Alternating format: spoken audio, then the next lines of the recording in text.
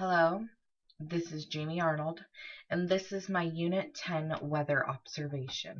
As a reminder, my site is located at Myrtle Thomas Park, 64.8379 degrees north, 147.712834 degrees west.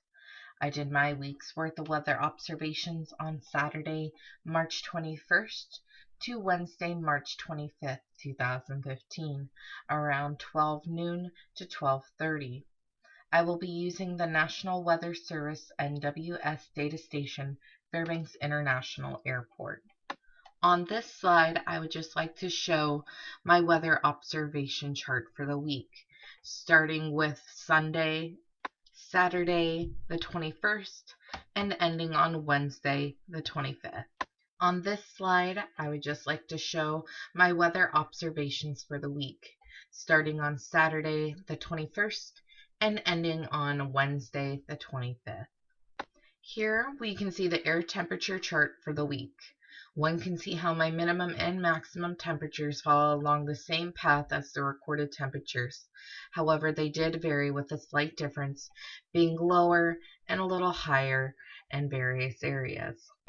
On my first day, Saturday, March 21st at 12:01, my current temperature was 24.4 degrees Fahrenheit, while NWS reported being about 36 degrees.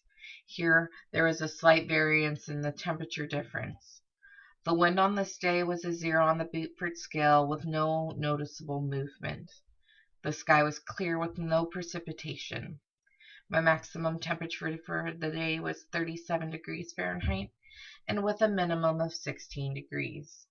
On the second day, Sunday, March 22nd at 12:05 p.m., the temperature was 20.5 degrees, while the NWS reported being 25 degrees as well, being only slightly different than the day before.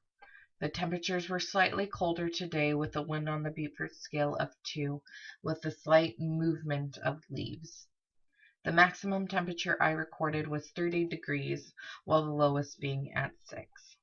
On the third day, Monday, March 23rd at 12:15 p.m., the temperature was 25.0 degrees Fahrenheit with the NWS reporting of 25 degrees, being the same temperature.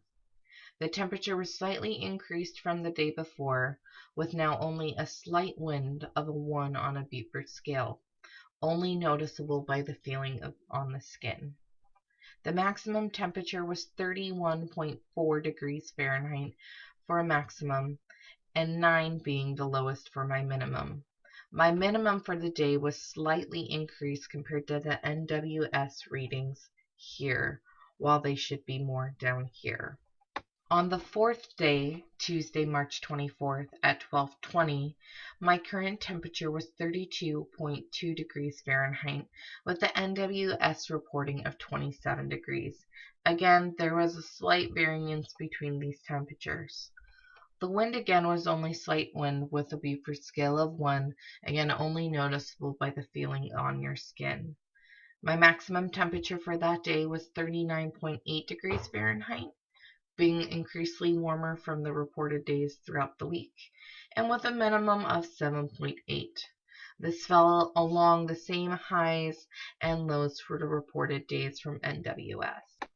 On the final day, Wednesday, March 25th at 12:16, the current temperature was 26.9 and the NWS recordings of 34 degrees.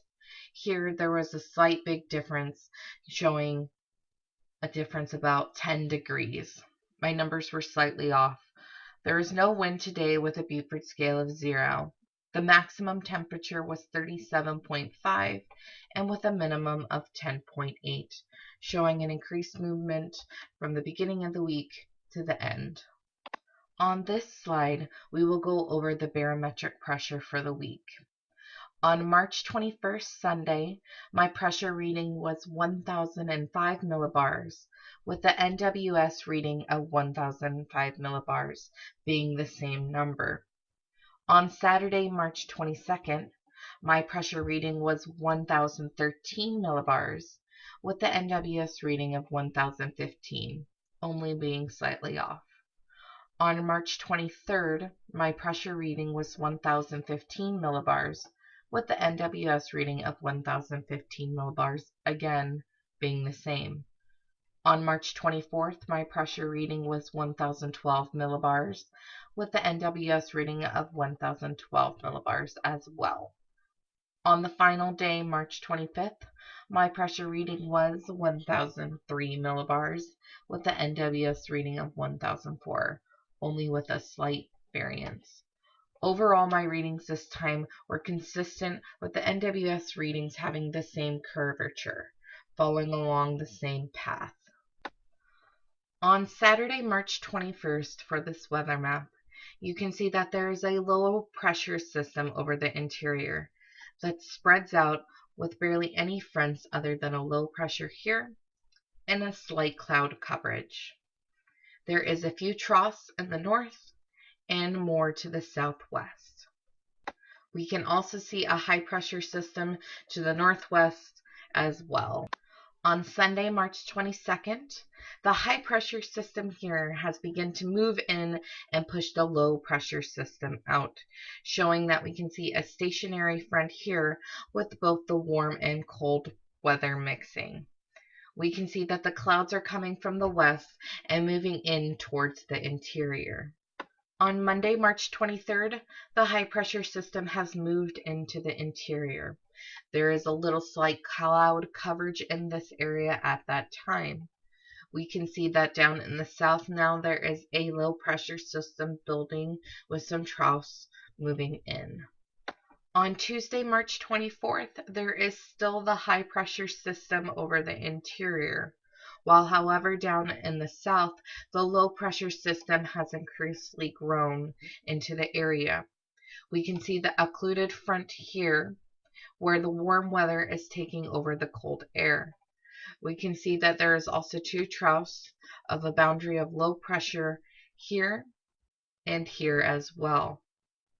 On Wednesday, March 25th, my final day, the low pressure system has moved into the interior, bringing the warmer temperatures with only slight clouds showing.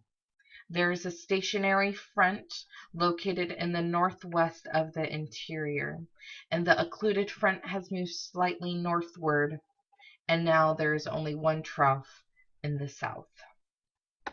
On this slide, we show the GEOS images for Wednesday, March 25th, 2015.